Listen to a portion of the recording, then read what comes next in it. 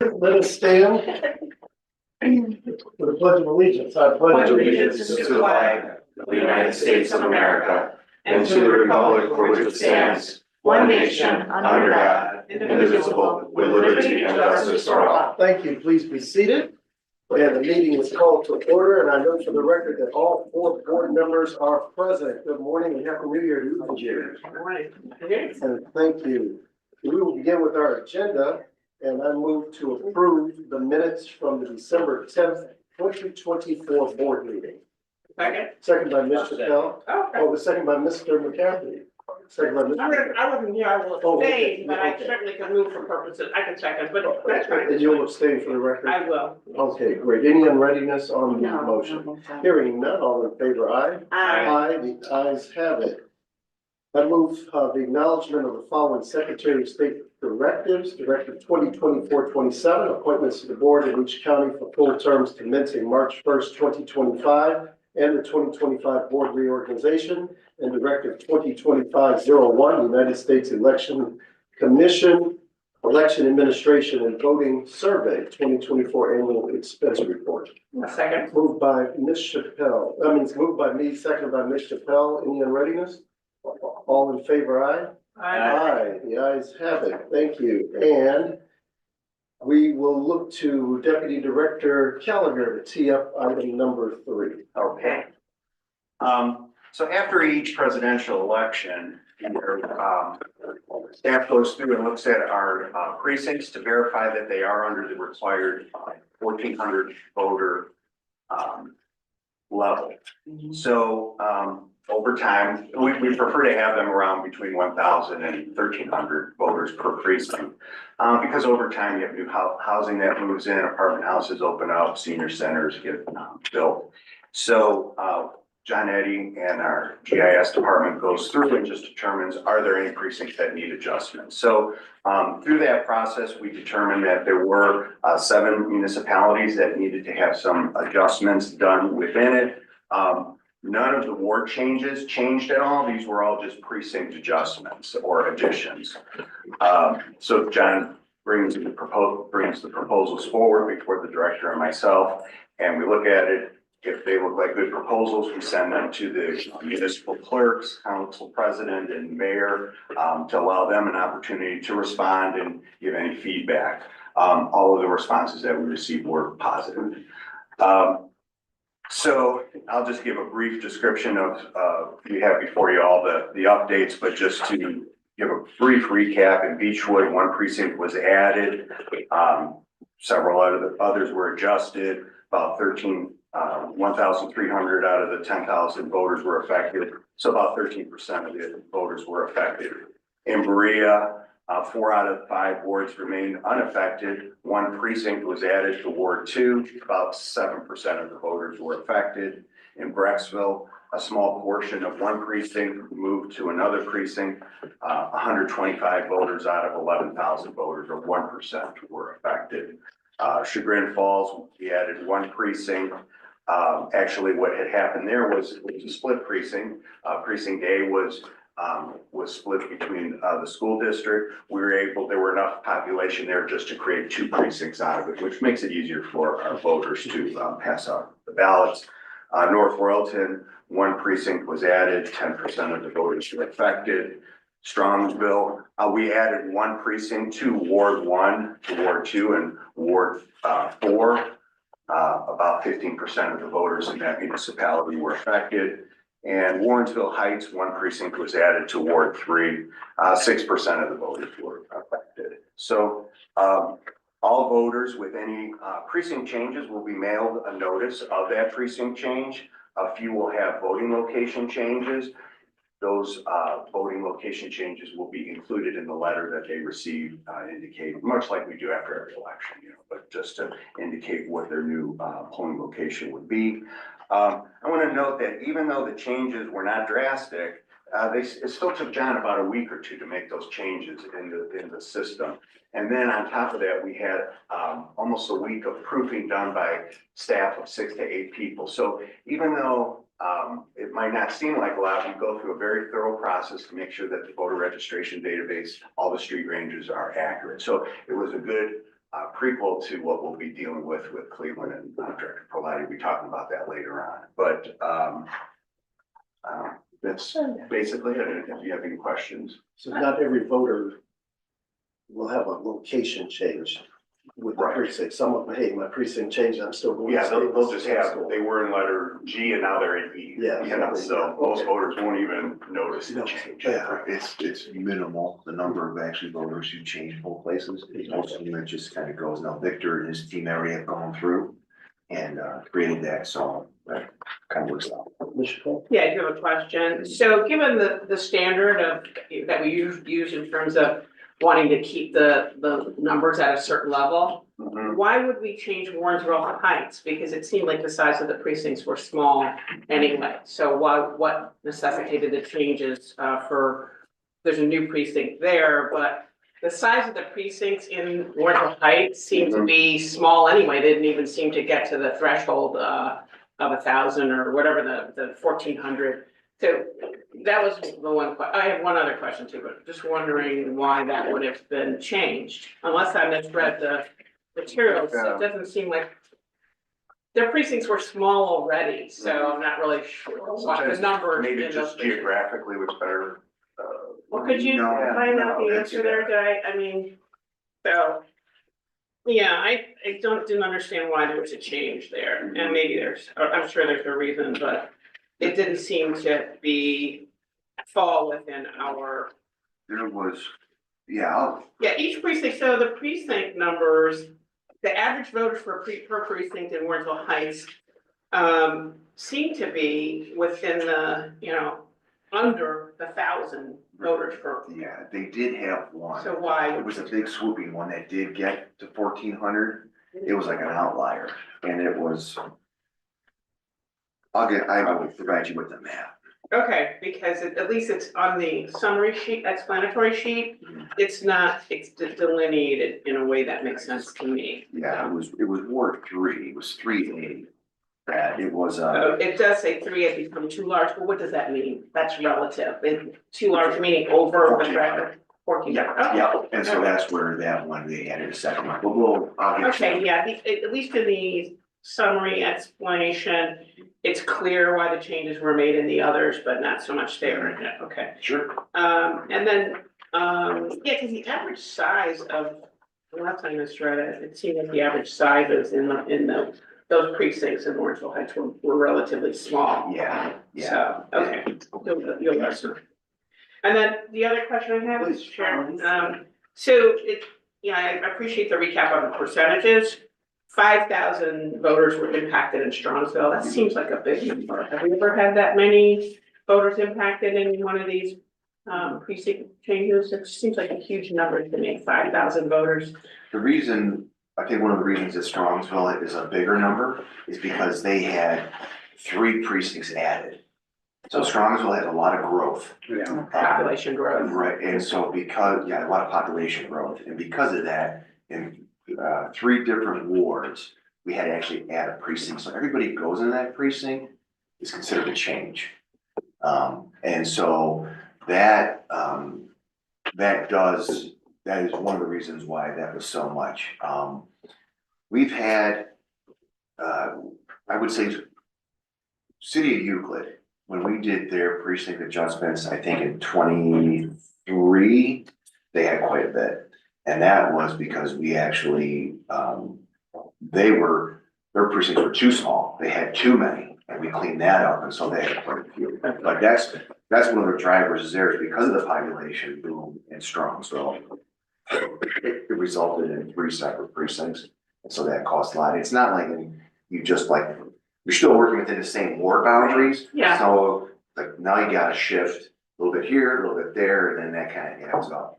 Okay, that just seems like a lot to me, 5,000 voters. Thank you. What we'll do is, we'll provide you with, for each of these municipalities, the current map, meaning as of the end of 2024, and then the proposed map, which is what is being voted on here today. And what we have is a little bit, and these are maps that we sent to, as Tony said, to the elected officials. kind of has some shading too, where you can see it geographically. He used to give us those, actually. And I don't know why it slipped my Yeah, mind. because the visual is helpful, Yeah. you know, when you do that, but. I'm not blaming that conference, because it was how I. I get it, yeah. But we do have that, and we will get you for all 7 of these municipalities. You'll get both versions, current and the proposed sets. And I appreciate the comment that, you know, there was gonna be proactive effort on our part.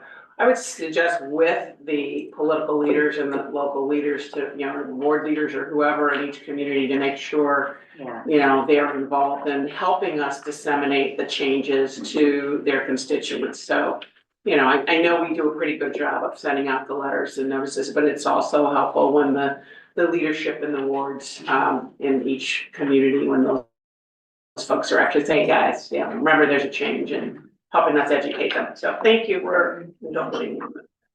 Board members, any other questions for Deputy Director or Director? All right, then I move to acknowledge the municipal precinct boundaries as presented for Beechwood, Berea, Brecksville, Chagrin Falls, North Royalton, Strongsville, and Warrensville Heights. A second. Second by Ms. Chappelle, all in favor, aye? Aye. The ayes have it.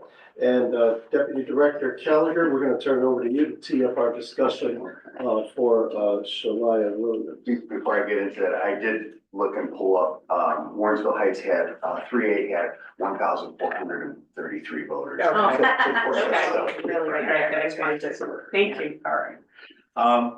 So as you might recall, during our provisional opening and certification meetings, we notified you that we had one provisional voter who, through the verification process, we determined that a voter had voted a provisional ballot here in Cuyahoga County.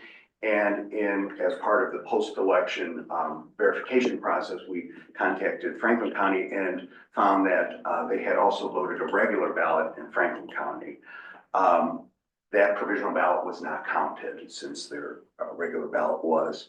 At that time, we said that we would do some further research and confirm that both ballots were cast by the same person and gather additional information with it. We didn't have a phone number on file, so we did send a letter out to the individual, asked them to respond by December 30th, and they did call registration manager Hassani Wheat. And the individual, Shalala Williams, what she indicated was the fact that, so what she said was that she was taking classes at Tri-C. She was temporarily residing in Cleveland Heights. She didn't think that she would be able to get back to Franklin County to vote, so she voted a provisional ballot here on October 8th. At that time, during the conversation, Hassani asked, where does she consider to be her permanent address? And she said Franklin County. She said that she was able to get back to Franklin County in time for election day. She took her brother to the polls. While there, she decided that she wanted to vote on the local issues pertaining to Franklin County. According to Ms. Williams, she had told the poll worker that she did vote in Cuyahoga County earlier. The poll worker looked up. They didn't have any evidence that she voted here because that all happens as post-election process. So she went ahead and she voted a regular ballot at that time in Franklin County. So we were able to determine that, yes, it was the same person who did cast both ballots, just from what we had thought we knew. And with that, that was a follow-up to the investigation. Thank you, sir. Questions from the board? I have any questions? Okay. Hearing that, thank you, sir, for your report and the research done by the committee. Pertaining to this matter, I move that we refer the matter related to Shayla Williams to the Secretary of State investigation unit. I'll second it. I mean, they can figure out if there's, I mean, I assume she didn't offer anything beyond what you That have was it, yeah. stated. I mean, people have to know you can't vote twice. I mean, you know, maybe she'll have some discussion with them about, you know, when she got to Franklin County, what her discussion was with that person, but yeah, I think that's fine. Now, the question is, are they doing anything with our referrals down there? I mean, have we heard anything about our prior referrals? Because we've referred other stuff down there. And as far as I know, at least we don't get, maybe we don't get a report back. I don't know. Has there anything been happening? I mean, some of the referrals were, so I will second your motion on this, but I just am wondering if, some of this is an effort in futility at some level. I mean, I think it's part of our obligation, sure, but what's happening with it, it would be nice to know that we're referring stuff down there, but what's the resolution, is there a resolution or is everything still pending? And we have East Cleveland issues that we probably referred down there over a year and a half ago, I think. I mean, would it make sense to maybe leave this meeting if you don't have an update, asking for one for our February meeting? Yeah, that's fine. I just feel like, referring people is appropriate, given I agree. our role, but it would be nice to know An update. what's happening. when Even we if make it's them. like, we're investigating still, we're ongoing, at least we know it's ongoing. We did ask a couple Okay. of times and they did say that the investigation's still on there, so. Mr. McCaffrey? During the conference, Henry and I had a conversation because they had like a 5-minute tops piece for the large jurisdictions and they introduced themselves and didn't really say a whole lot, but we both thought they should do a whole session with them. Oh, yeah, At the that would be conference. good. That would be good, yeah. I do believe that they've, in the last couple months, few months, Secretary of State's office has hired some additional staff, into that unit with, I think the person running it now is former FBI, CIA or something, so they're getting some different, There were some changes. they're getting some changes and I think they're bringing more folks on because I think there's a lot of work that is being sent their way from all the different counties and they need to work through all the stuff that we're sending. And then I do think from time to time, then they kind of shift it over to the Attorney General's office, which sometimes may reach out to the prosecutor and say, what's going on here? And the prosecutors say, investigate it and then send us your findings. Yeah, I would like to see something. I mean, I know my days are numbered here in terms of my departure. But it just seems to make sense because we get a lot of fanfare in the media. We looked at, all these referrals to Cuyahoga County's included, and then when we asked for, well, how many referrals of fraud or irregularities were investigated for our county, we have a hard time getting the number back. And come to find out, when we get the number back, it's not really that many folks, or it's not, and the purpose for asking it so that we can make improvements here or potentially look at ways that we might be able to have triggers to catch problems. And so I just think, it's appropriate to, and I get it, they're ramping up and there's staffing issues. But when we refer somebody to this, it's important, I think, for us to know that there is going to be some conclusive investigation, some real conclusion this is not going to be, in perpetuity that somebody's, that these referrals are made. So, but anyways, I do second your motion. You can't vote twice and you've got to figure it out. So, Any other unreadiness on the motion to refer? All right, all in favor, aye? Aye. The ayes have it, it's so ordered. Thank you. On the candidate and petition services, I move to acknowledge the resignations from the elected office of the following: Eric Sinnenberg, Beechwood City Council Member of Council; Lauren C. Moore, Cleveland Municipal Court Judge; Una H.R. Keenan, East Cleveland Board of Education Board Member; George Williams, Mayfield Village Council Member of Council Ward 4; Chris Glassberg, North Olmsted City Council Member of Council Ward 2; and Mark C. Castleberry, Carmel City Council Member of Council Ward 4; and to acknowledge the appointment to elected office of the following: Peter Dahl, Mayfield Village Council Member of Council Ward 4; and Matthew Murray, North Olmsted City Council Member of Council Ward 2. second Second by Ms. Chappelle. All in favor, aye? that. Aye. The ayes have it. Thank you. On the registration, and the chair acknowledges Mr. Hassani Week.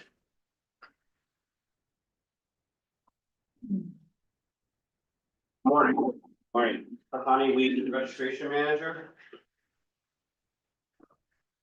So you should have before you a Form 257 challenge of the right to vote and correction of registration lists that was submitted by John J. Acosta and received by the Board of Elections on December 30th, 2024.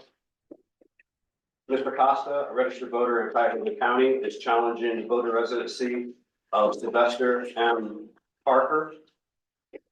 Mr. Costa noted in his challenge that Mr. Parker does not reside at 773 Bradford Drive in Highland Heights, Ohio, and that Mr. Parker is fraudulently registered to vote at that address. The voter registration database shows that Sylvester M. Parker's most recent registration has him registered at the 773 Radford Drive address since May 1st, 2024 via a voter registration form that was circulated from the organization Second Street Associates. The registration of Sylvester M. Parker was put at an inactive status due to routine SOS and CCBOE quality assurance measures that were unable to verify relevant voter information through the BMV SSA verification processes. CCBOE staff attempted to reach out to Mr. Parker, but were unable to reach him. Thank you, Mr. Lee. Any questions for Mr. Lee? I just have a question maybe for either Tony and Tony K or Tony P about Second Street Associates. Is that a new registration group or that name doesn't sound familiar to me for some reason? That was, they were the smaller of the two, registration groups that were circulating. First, the bigger group being Black Fork, Okay, I remember that, and there was this another one that seemed to They were be, the second. and this was the second oh, one. this was the second. The second, Okay. the second, Okay. street, so much, my opinion, smaller operation. Were they notified about this issue or? Not this particular one here, but when we were going through, all those processes over the summer, we were in contact with them. I remember that, yeah. Yeah. Thank you. So, we will ask, is Mr. Costa, John J. Costa, or an attorney representing Mr. Costa present or on the line? And Mr. Costa, for the record, is not present, nor is an attorney representing him. And the chair will ask, is Mr. Sylvester Parker or an attorney representing him present or on the line? We'll know for the record, neither are present. And they were notified for the here, were they notified? So ample notice was given, Okay. neither are here, and the case is before us. So I move to uphold the voter challenge of John J. Costa filed against Sylvester M. Parker and to cancel his voter registration. I'll second that. Second by Bishop Bell. All in favor, aye? I, The ayes have it. It is so ordered. Thank you, Mr. Weed. So you should have before you two Form 257s, challenge for the right to vote and correction of registration lists. That was submitted by Mrs. Sierra Lawson and received by the Board of Elections on December 30th, 2024. Mrs. Lawson, a registered voter in Cuyahoga County, is challenging the voter residencies of Madison Dore and Zachary Kuzumka. Mrs. Lawson noted in her challenge that Mrs. Dore and Mr. Kuzumka were the former owners of the property located at 1540 Warren Road in Lakewood and do not currently reside there. Mrs. Lawson noted that she and her husband, Jordan Crawwick, are now the sole owners residing at 1540 Warren Road. Mrs. Lawson also had noted in her challenge that Mrs. Dore's and Mr. Kuzumka's current address is 1315 Lester Road in Merritt Island, Florida. The voter registration database shows the most current registration for Madison Dore has her registered at the 1540 Warren Road address since October 10th, 2018, via a voter registration form. The voter registration database also shows that Zachary Kuzumka has been registered at the 1540 Warren Road address via online voter registration submission since June 3rd of 2020. The voter registrations of Madison Dore and Zachary Kuzumka are currently in an inactive status. Thank you.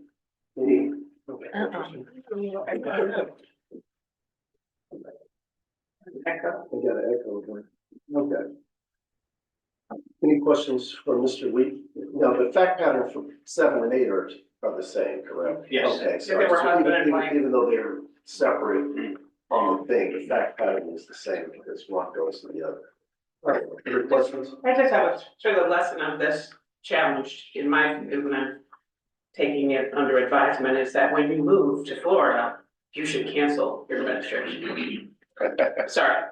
No, it just seems like this is a pretty straightforward matter, and the public record that was attached, from the county shows that there was a transfer of ownership, so I'm assuming that these folks moved to Florida and are happily down there in Florida residents and probably just didn't remember that they should maybe cancel their registration, their voter registration here, so.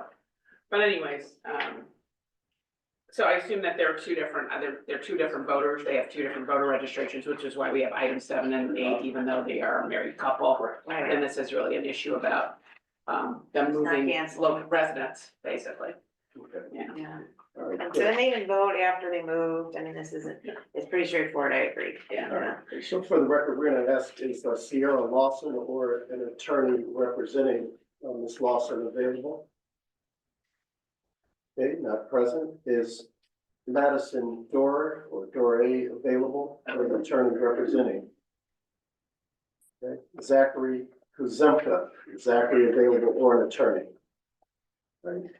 Seeing for the record, none of them are present, so we'll take these separately. So I moved to uphold the challenge.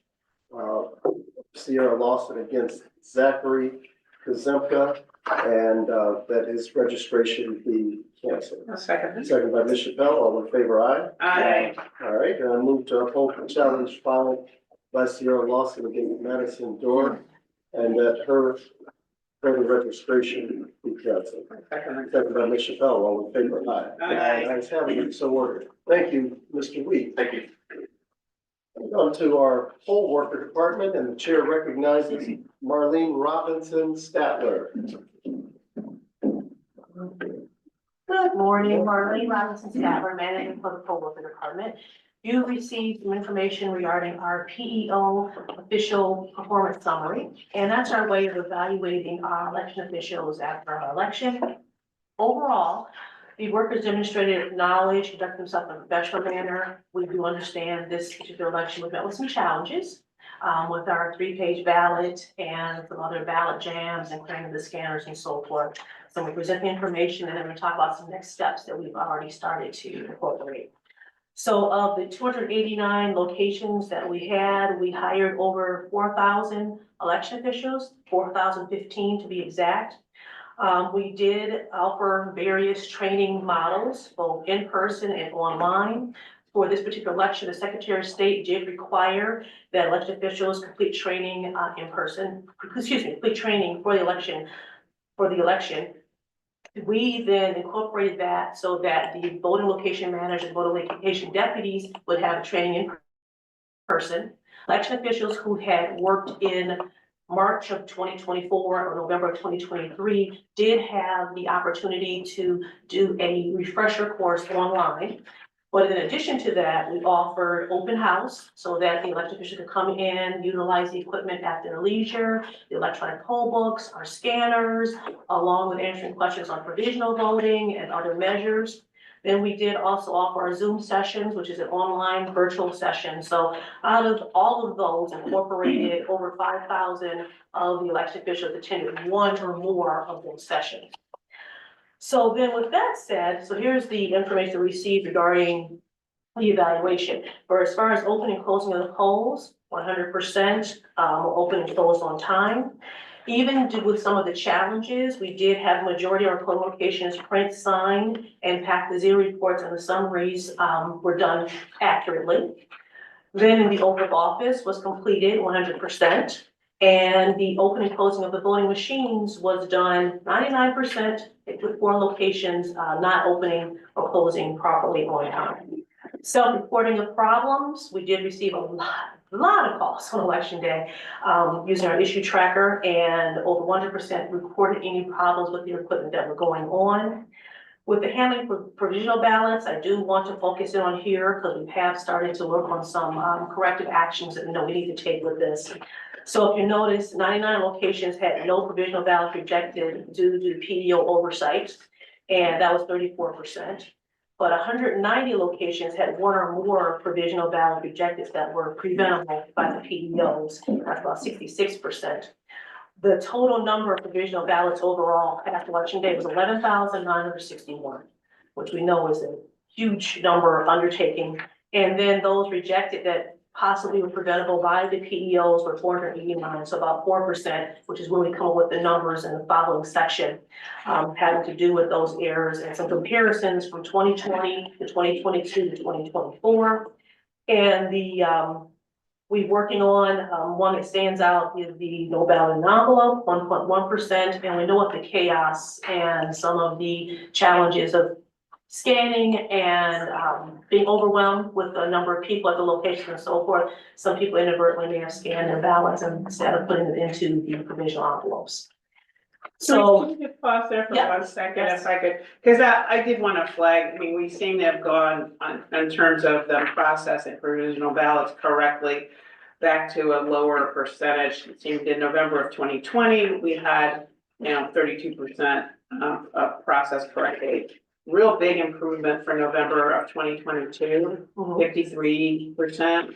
And now we're back down in November 24 to 34%. So, I mean, that just is a striking difference. So, it was a big election, but, just wondering if we're gonna drill down to make sure we understand exactly why, what happened and. Well, after investigating and doing some of the comment reviews and speaking with some of the election officials, because of some misunderstanding of the directions and the instructions at the polling locations, people provided envelopes because the lines were long for some of these scanning machines. Some people may have inadvertently scanned ballots instead of putting into the provisional envelope. What we're working on more is some of the things that really also were flagged with us were, we provided laminates, an overlay for the envelope. We've highlighted in yellow the sections that need to be completed, but we still seem to have, even the percentages in no signature and missing date of birth are still a concern for us in the poll worker department. We try to provide all the tools that we possibly can for that. And so now we're looking at some specialized training. The voting location managers and location deputies will have a completely separate and different training than the election officials. Because at this point, they've been election officials. Yeah, that was the question I wanted to ask, whether or not there were staffing changes in those locations, which resulted in some unfamiliarity with those processes or an inability to understand what should be scanned and what shouldn't be. So do we know whether or not there were staffing changes that perhaps exacerbated some of the confusion, or are these the same people working in these locations? In some instances, some of the same Okay. people in some You're of the same looking at it. locations, but we are looking more in depth at some of that and some of the training and just a lot of election officials have reported back in our surveys and on the phones, being overwhelmed. Just with the things going with the machines, with the scanner and concerns about focusing, we wanted them to focus on the provisional, but they seem to be so focused on what's going with the scanner and the 3-page ballot, the jams of the machine, having to clear out the machine several times because of some of those concerns, and not focusing in on that voter assistance table in the provisional, which is a great concern. But also with the scanner issue, I think sometimes the training occurs, and I think we all think, oh, scanner, just 1 page at a time, and it sounds great in theory, but then the voter gets there and wants to do it quickly, and then the jam occurs, and then it's like sort of, it's one thing to train on it, then when it happens, then they have to deal with it, and to your point, there's a line. I think that was, this is an important issue too, but I think as part of the jamming, I think there was some confusion in some locations about like what to do with those ballots in terms of collecting them. So if that could be something that maybe you also look at with the training, like, yes, this happens, now what? And then just maybe re-emphasize that. I know there were some locations that seemed to be more of a problem than others. So I assume like that's part of your follow-up as well. Yes. Okay, perfect. And just confirming that. Thank you. Right, sure. Yes, and going to your point, the packing of the bags. Yeah. The red, the orange. Right. And so then it was convoluted and just an overlay of some of the initial problems with the provisional, then with the ballot scanners and so forth, a lot of challenges. Wouldn't that screw up the audits? The ballots, trying to get my head around. when the audit You know what I'm is, saying? In other words, if they were counted a provisional envelope. well, but in the audit, what the audit is looking to is how the machine read the ballots put through it. Is that exactly how the voters marked it? So that audit is looking to ensure that the machine is accurately reading the voter selections on the ballot. So not whether it was a provisional or a regular ballot, it's just that this ballot, because all ballots are gonna get scanned, even if it's a provisional ballot, it would get scanned, should get scanned back here at the end, but that's what the audit is looking at, is the accuracy of the actual tabulation itself, not so much the issuance of the ballot at the polls on election day. So I'm assuming the envelope was filled out correctly. Just meaning the one with no ballot in the envelope. No ballot. It could have also fallen into one of the no signature or missing date of birth fields also. But I'm thinking the count at the end of the night, if you issued the ballot. I don't know how they would have counted, they would have counted that at the provisional table is what I'm getting to. So, And then if it's scanned, then you couldn't balance Oh, he's saying, I see what you're saying, with the Yeah, extra election ballot, night. yeah. Oh, sure. I mean, no. was that sort of at the accounted poll, for? I'm talking about. Right, so the ballot accounting, it wasn't 100% of the 289 locations, not 100% of it got right, and I think actually there was this Yeah, it statistic. was there. Right below the reconciliation after the polls closed. Yeah, 243 locations complete the ballot counting process, 84%. 46 locations did not complete the ballot counting process, either in its totality or have issues with completing the entire process. So that kind of leads, Goes Kind to of leads to, yeah, you wouldn't be able to balance it. right, Unless you noticed that there was no ballot in the provisional, if you look, because you're just stacking the envelopes up. yeah. okay. You count envelopes at the end of the night, you know? And I would think probably more times than not, the poll workers are, they got their stack, they're going 1, 2, 3. Yeah, right. That's what I would think. And not doing the, Making sure there's something in them. yeah. I don't know if this is a Marlene question, I just wanna, on the next steps section where we're talking Sure. about some of the problems about, with the functionality, for logic and accuracy testing functionality, with this whole issue about, the multi-pick setting on the equipment, I wanna kind of talk about the equipment issue as opposed to the poll worker performance issue. And so, did Summit County have the same problems that we had with, the clear ballot issue? I know there was some issue around, it could have been a widget that caused the problem of scanning. I mean, you guys maybe talked about this at the December 10th meeting, I'm not sure. But I just wanna figure out, what's the fix for the problem we had? And if there's a need to have poll workers perhaps check the multi-pick setting, that was apparently the reason given in here for what caused part of the problem. Yeah. It's just not clear to me how are we gonna prevent that from happening, the multi-pick setting on the machines? And I'm curious, I'm asking you a bunch of questions. Sure. Did Summit County have the problem? What is Clear Ballot saying about the problem and the fix? And if there was a problem with the poll workers not checking the multi-pick setting on the machine, do we have a fix for that or a training fix for that? So I'm gonna try to hit all those things. Sorry about that. Yeah, no, Summit County did have the issue. So they also had, problems with their multi-pick functionality. It's something that the poll worker itself, they don't necessarily, they went and checked it at the polls. So the ballot department there's 2 small screws on either side of the input feeder tray that set a depth. That's where you hone it in, and Ryan Cleary and his team get it, so it should be able to take just 1 sheet of paper. And if they put 2 in, it stops it. So it is very, it is like micro turns of a screwdriver to hone this in, which is really not a good setup. Yeah. So Ryan does have, it is tested through that. Summit County tests it through their LNA. So I don't know if seems like some general vibrations may adjust some of this. So as far as a, So it's not a poll worker, we don't wanna give it's not a we don't poll wanna worker. give them any Not- extra thing to No. do that. Not a polar Okay, thing. alright. Now, I'm gonna go to short-term solution before long-term solution. Short-term solution is, it is something where with really like a hex key, we're gonna purchase some of those. We're not gonna give them to the poll workers, but, we did, talk internally, we have these 6 zone stations out there.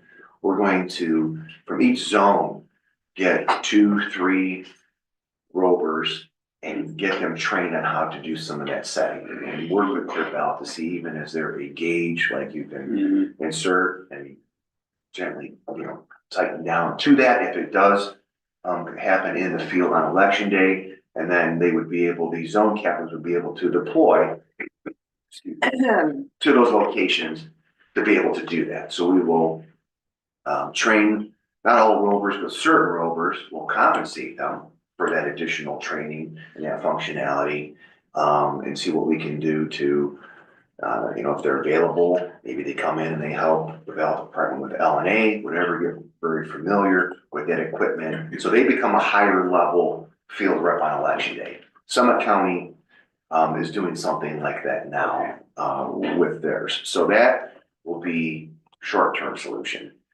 When you have a single page ballot, it makes no difference, because that thing could be wide open, and it doesn't, it's when the multi-page, and guess who always has multi-pages with the 2-language ballot? There you go. So- Our wonderful county. Yeah, so that is what we'll do short-term. Clear Ballot understands that this is, that end up being the best engineering design for that, their solution. But it has to go through certification, and this is where we get to this whole voting standards 2.0, and everyone is hesitant to go through. It will be an ultrasonic setup that will go through, and that will be able to detect the thickness and start or stop the device. So it won't be this manual, it'll be. So it's a real equipment modification they're gonna have to submit, and they'll go through OBDMA and Yep. everything. Yep, so that's their long-term solution, and How long is long-term? they have this already in development. It's a matter of when are they gonna take it to the federal certification, because the way that the 2.0 has changed, they really made lots of changes. It needed change, but now these systems have to do a lot of things that they never had to before to get that certification. So these vendors are a little bit slow walking, getting there, and as they also though are developing some of these other things that came with 2.0 that they weren't things that customers were asking for. It's things like the federal government. Like, So are we gonna have to pay for this? That's the other question. that I mean, means- because my concern is, if we know it doesn't work, we bought the thing, assuming that all the bells and whistles were there that needed to be there. Yes, the machines are sensitive, but we had an expectation of performance. I don't think we should have to be paying for a fix. That is not of our doing, and it should have been just sort of laying the bare. So we should be pushing for a fix of this problem that doesn't cost the county and doesn't cost this agency any money. So just a thought, thinking ahead. Right.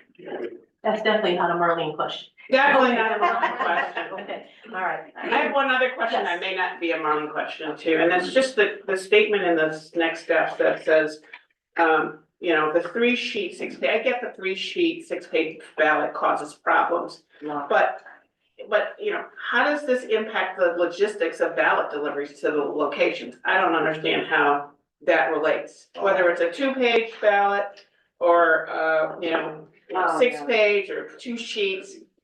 Delivery of the ballots, how does that, I don't understand how the size of the ballot affects the delivery, the functionality of our delivering the stuff. because, so weight of the bags. Okay. So a ballot bag, for example, might hold 1,200 sheets of paper.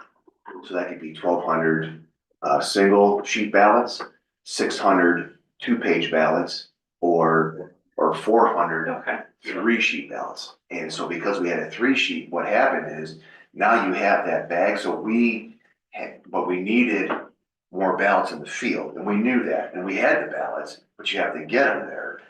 And so they're You had extra bags, extra so it bags. wouldn't be the boxes, greater weight to break the back of the mower. Okay, it just would be better Makes worded if sense. you're saying the weight of the bag. I mean, just to say the 3-page ballot, it just sort of like, okay, how did that impact? Just a Yeah. little, but I get it, the weight of the bag, Yeah, the need to divvy it up so we're not breaking the backs of the workers and additional space. Okay, just would be helpful to have a little heads up there. One other issue to go along with that is they had to clear the scanners out periodically.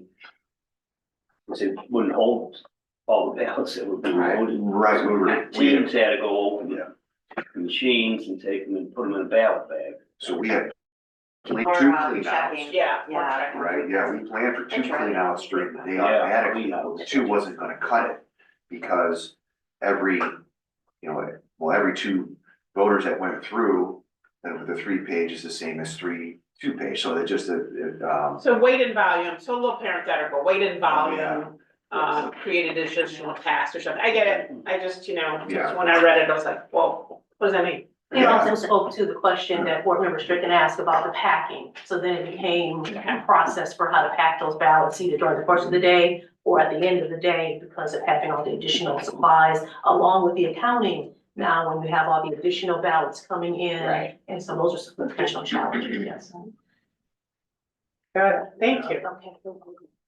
Thank you, Ms. Scanlon. Any other questions for Ms. Well Scanlon? done. Thank you. All right, thank you. Good Thank you, report. Poll Work Department. I move to acknowledge the precinct election official performance report for the November 5th, 2024 presidential general election. I'll second Moved by Mr. Powell, all in favor, aye. Aye. Ayes have it. It is so ordered. Chair recognizes Director Perlotti. I have a few items of new business that I wanted to hit on. We start off with 1801 Superior, the new operations center, which we've been talking about this for years, because we have, and for a while here, for the past few months, Deputy Director Caliber and I were getting discouraged in that it didn't look like potentially that this move was going to happen in the first quarter of 2025, based on the construction, in particular permitting that the landlord was responsible for. And I had mentioned that in some previous meetings. Well, since then, permitting has been issued. The county, working with the landlord, has come up, they agreed upon additional, a catch-up type construction type plan, meaning more tradespeople coming on into the building on a daily basis, overtime hours being issued. And with that, surprisingly, things have moved along. So, and so I think Deputy Director Caliber and I have a much different opinion of where we stand now versus where we did probably even just 6 weeks ago. And so with the efforts being put in by the county and the landlord, I think that the first quarter move-in will happen. So at the February meeting, we'll be able to have finality to that. But what the county and the landlord are doing is the approach they're taking at this point to keep things moving along is it's going to be basically a 2-tiered approach to the construction process, meaning that the first floor of the building in the garage is what will be, that construction will be completed first. And the call to the city of Cleveland for fire review occupancy permitting will happen for the first floor of the garage first. The tentative completion of the construction should be done of the first floor should be done by the end of January, with occupancy permit being issued by February 10th. So that's doable. Now, for the second floor, the construction of that would be completed mid-February with occupancy, permit issued, at the February 28th. So For that. the second floor. For the second floor. So hopefully middle February, floor one, which has early in-person voting, registration, candidate petition services, fiscal. And then the second floor by the end of February, which is poll worker, HR, us, outreach, for that. So that looks pretty good. The early in-person voting room it is, as of this week, it's carpeted, it's fully painted, ceiling, everything. What they're doing is they've been working on electrical and they're continuing on with electrical in that part of that building. By the end of this Friday, all first floor and all the spaces on the first floor, the painting, the carpeting should be complete. And they're putting all new light fixtures within the building. They're replacing it with new LED brighter lighting. The whole first floor, that should be done by the end of this week. On the second floor, all the drywall has been hung. The people putting the joint compound on, the painters, that is pretty much about done. And next week, carpet and paint on the second floor should commence. All the material is there, all of the pallets of carpeting and everything there is on site. Ohio Desk, who is the provider of the new furniture, they delivered furniture yesterday. So the first floor furniture has been placed into the early in-person voting room, and then they'll pull from there and take it to where they need to. And then up on the second floor furniture was taken to the second floor, and that's in a shared space that they'll pull from there to fill in for the rest when that space becomes available. This Friday, the Secretary of State's IT department, they're sending somebody up to meet our IT on site to install some cyber security software into a circuit that AT&T installed about a month ago or so. So a lot of things are moving along quickly as far as the construction. The ADA parking lot, there's nothing more they can do now because of weather conditions, but they basically all it needs is the 2 layers of asphalt to be put on when the weather breaks. They've done all the sewer work, it has all the base down, all the concrete curbs, all of that is there. Now it's just a matter of in March, when plants open back up again. So you have to be a certain temperature before asphalt gets laid anyway, so you They shut down their plants. Yeah, so we won't be able to do anything until March, and that's usually when they fire them back up again. So, but again, I think it's all hard work, but I think the hardest work in that part of it is done. It's just a matter of them being able to get the material. The parking garage, the top floor of the garage is done. They're there every day working on the second floor, which is basically doing patching of concrete, watertight, painting, cleaning. So they're continuing to do that. Originally, the permit for the passenger elevator in the parking garage was denied. That has since been approved. So they're starting to work on that. In our space in the first floor of the garage where absentee will be held, they've been working on the electrical in there. Half the floor is good, the other half needs to be an epoxy to match. So it's just a matter of getting electricians out, being able to do that. So it's set. So everything is rocking and rolling now. It's moving along. So from that perspective, that's good. Relocation Specialist Incorporated, RSI, is the move management company that the county is contracted with. They came in a little bit ago, maybe a month ago. We had one general introductory meeting. Since then, they've been back on site and have met with each department individually to start to learn their questions, get a better gauge on what all the stuff is for that particular department. And so they're putting together some documents and probably be back on site again next week coming for round two and starting to really fine tune and get into, even more so into the weeds of all of that. The county has hired, they went through a, request for bids for a mover. They've done that. They selected, I believe it's Andrews Moving and Storage, so a bigger, firm here in Cleveland, who then RSI will work with them to try to make all these things happen.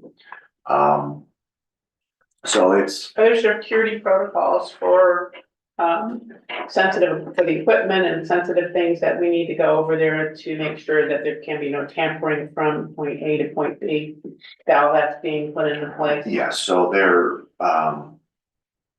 yes, Okay, so the places that they're going to, we've worked with the county as far as the infrastructure part, security cameras. All that has been procured through the county electricians are pulling the wire. They haven't come in yet to, install the cameras, but that'll be at that point soon and double. no, but lock I doors. am, Oh, no, okay, that part, okay. so the double lock doors, so that part, so the, construction part of it, that's underway to make that happen. And then as far as the actual movers, we've talked with them, some things we may move, and there's gonna be other things that they will move, but there will be chain of custodies involved, and there will be ways in which we seal items that, That's the answer to my question, yeah, yeah, thank so you. kind Yeah. That makes sense. of comprehensively trying to, capture all of those things. So we have that. It will be a work in progress still, so, some of the things, like some of the technology, we're pretty fancy here with our camera there in the middle of the table. We're gonna have like proper, like a camera in the ceiling, I think, or things like that. That may not be there, that probably won't be there on day one, Sure. but that doesn't prevent us from doing what we need to do, because we can always make do, but it's in the works. The procurement of it, getting all that done, so, it will come and it won't be, I wouldn't think, that disruptive to us. Again, electricians are pulling all the cabling and the wiring to make those types of things happen. But the county is working, everybody's a specialist. These people are, meeting specialists, these people are security specialists, these people are that kind of specialists, so they're coordinating all that type of stuff. Now, what Tony and I haven't seen yet, is the signage plan. But there's a different architect that's working on that. I think it's DS or DSA architecture. And so we should be getting, be able to look at that, some of that soon. I think their first round, there was some kind of miscommunication in there, like they just didn't get it. So we'll see how this looks now. And that's interior wayfinding signage as well as exterior building signage, as well as, I guess what they're calling like monument signs, like when you go to the parking lot and those types of things to help you direct you to where you need to go. Security film, the landlord's gonna provide that for the specs that we provided for the Secretary of State's office, so again, a lot of things moving. It would have been nice to move January 15th. So we could really get in there as opposed to doing it as we're executing an election. But that's one thing election people are good at, is challenges, working through them and making it happen. And we know that this year doesn't get any easier for us as we go, especially with the June filing deadline for Cleveland. So, excuse me, at the next meeting, we will be able to give you 100% good to go, not good to go, but it is definitely leaning, all things are lining up, to make this happen.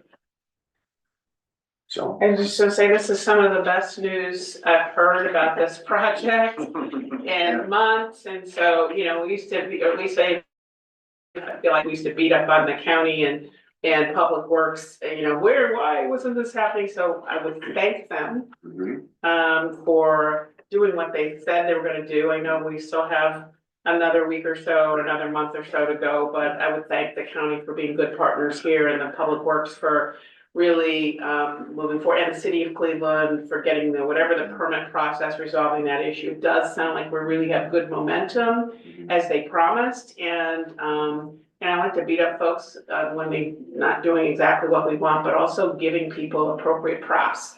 So shout out to the county, for being in this with us and making sure that, things are moving forward as planned and hopefully it sounds like we're gonna be meeting the timeline that we all agreed on. So I wanna give my thanks to Public Works and the county folks and, for making this, and always to the team for, here, for staying on top of it, so.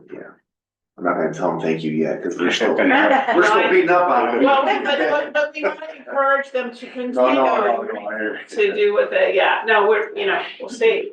Sounds So- good. That's good. In our weekly meetings, kind of gets to the point where they're like, okay, Board of Elections, what do you have to say? And here we go, but you have to, because we all know, because we live in the election administration world, it is timeline after timeline. Deadlines. It is a delicate balance of making everything happen, and so they definitely are getting it. That's great. Okay, so that's where we are, with that, and then another item I just wanted to hit on is City of Cleveland redistricting. Will not be as simple as what we did at the beginning of the meeting with those 7 suburbs. Obviously a big project going from 17 wards to 15, January 6th. I think the city council did pass, their maps. Later on that week, which was just last week, we did get, legal descriptions. And just to remind everyone, the legal description is the written word of how those ward boundaries are drawn. Meaning, for example, travel East 30th, go westbound on Euclid from East 30th down to East 22nd, then northbound, and it's line by line of that going through to draw those boundaries. Excuse me. And so we do have those now. And Who proofs those? so we prove, well, they're supposed to be proved when we get them. But then what we do is we have a multi-phase process in order to do our project. So one phase of the project that we're working on is the proofing of those ward boundaries. And how that works is there's an employee in election support. Her name is Jessica Whale. She was a new hire last year. Like all our new hires, good hire. She has some background experience in some GIS stuff. So she now has kind of worked with John Eddy on creating just a ward boundary map. No precinct information, but taking some of the information we received from the city and laying it onto a map. And so they were working on getting that fine-tuned yesterday. And then what will happen this week, probably maybe Thursday of this week, we will have teams of employees who they will be given the legal description for a ward. And they will have a computer and their legal description, and one employee will kind of move the map around, the boundary on the map, while the other one reads, and they're looking to make sure it follows. They will do that line by line, street by street for each ward. And if everything comes out correct, great. If we find, and sometimes what we find is a typo, it's a west versus an east or something like that, we will identify that. So as they go through a line, if it's good, highlight it in green. If there's something that stands out, highlight it in yellow. If it's something where, John, no, this wasn't clear, or we did it wrong, we'll figure out, is it a John Eddy thing? Is it a City of Cleveland thing? If it's a City of Cleveland thing, we then need to send that back to the city council because they have to pass updated legislation. We'll have to revise the legal description. Exactly. So we will embark on the actual proofing of it probably Thursday. Tony Calver has been kind of leading up on some of that. So we have things coming together for that. So teams will be doing that. Now, while they're doing that, John Eddy is then working on the actual figuring out how to get how to make precincts fit within these ward boundaries. And so we have 330 before this, or as of today, we have 332 precincts in the city of Cleveland. And of those, 11 of them are split precincts, meaning a portion goes to another house district, school district. So that puts us at 343, say, precinct portions. When you take this new map, you lead over the top, because the way they've changed things, it divides it up into 419 precinct chunks now. So John has to create this, go through this puzzle of trying to bring it together.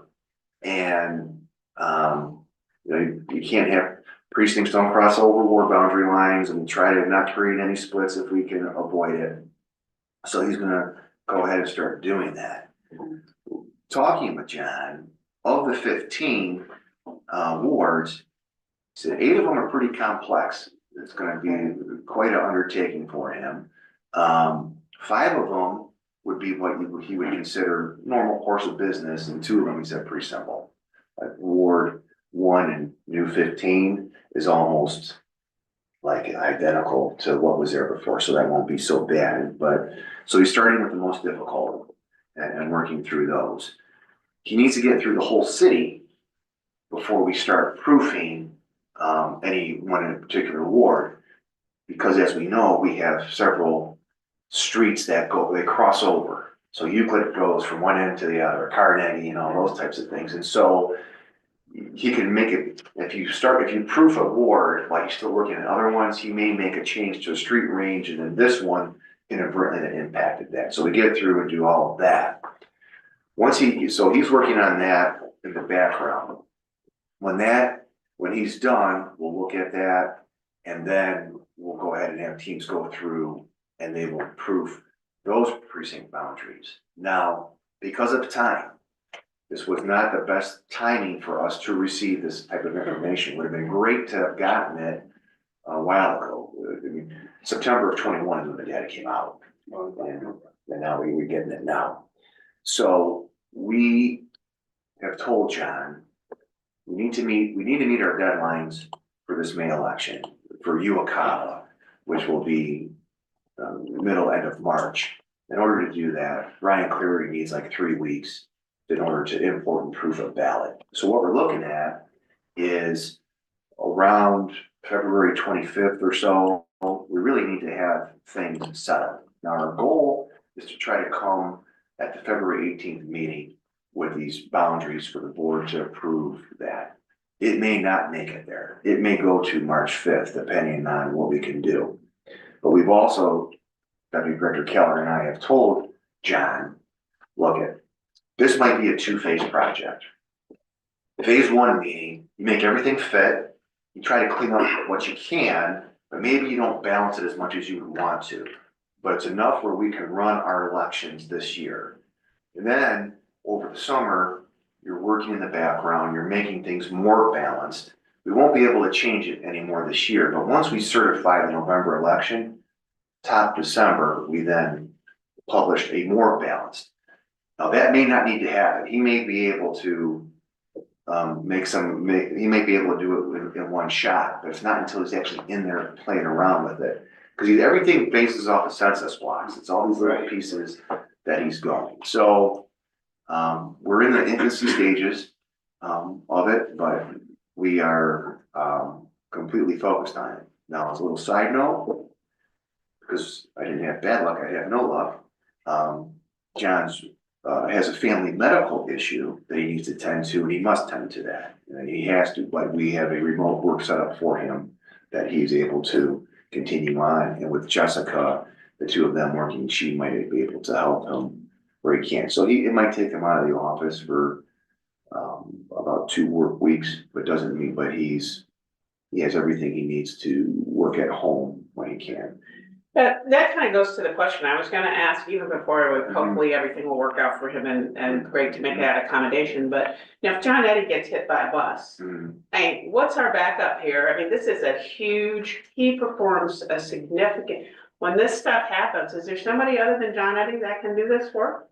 So there is, He does a great job. I'm not trying to, I'm just saying for planning purposes, it's gotta keep you up at night that we've got one person for an certainly understand Jessica supporting, but one person who is so critical to this process. And it just, you're probably, if I were you, would be keeping me up at night. I have a wide variety of things that keep me up. No doubt. But, no, I would say. Train somebody to help him do this in the So, future or? Here's Oh, okay. So here's the challenge with this, is that we have depth of knowledge at all kinds of positions, but the GIS.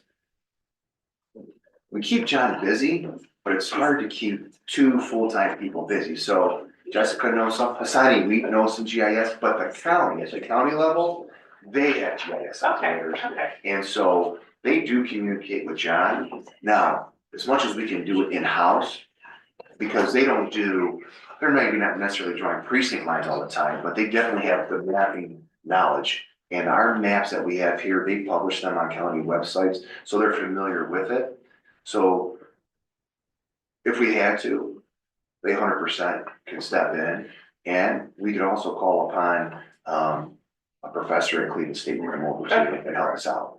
So Okay, just want to make sure there's a plan A, plan B, there's a backup plan. Okay, so that's we appreciate all of this hard work. Absolutely. yeah. Oh, I tell you, he lights up when he gets an opportunity to do maps, because something like this only doesn't. Yeah. I'm like, oh my gosh, he is. Good, he likes his work. He's Yeah, excited. gifted And it. I tell you, if you ever need to know anywhere in the city of Cleveland, he is a walking atlas. Oh, good. Unbelievable. So that's where our Cleveland will either have maps for approval at the February meeting, or if not, we'll let you know exactly what the finish line is there, because we'll be pretty far down that path. And then just two other really quick things. One is Secretary of State, I think it was last week, published some edits to the election official manual, which we know are permanent directives. So there's a 2-week comment period. So we're in that period now. We've distributed those to our staff for them. By the end of this week, staff need to provide comments that they may have on their sections to Deputy Director Calvert, myself, and Peter. And we'll take a look, and then if we think it's something that warrants a comment down the Secretary of State's office, we'll send it. I think we have until the end of next week or sometime next week to send that. Seems like a lot of this is just cleanup type language. So we have that going on, and then I'm going to voting machine examiners tomorrow. But one thing though, this will be interesting. The law was recently passed that now will bring voter registration systems into certified voting equipment forward. So I'll be interested to see tomorrow at that meeting what kind of conversations start with that, because we're gonna have to start talking about testing matrices and all those types of things with that, and what is it actually that's gonna look like. So unless there's questions, that's what I have. Thank you, and I also want to congratulate Director Perlotti. He was elected to the trustee board for the Ohio Association of Election Officials, and we're on that together, so All right. congratulations. I have no public comment requests submitted to the chair, and no requests for executive session, so I move that we adjourn the meeting. Second.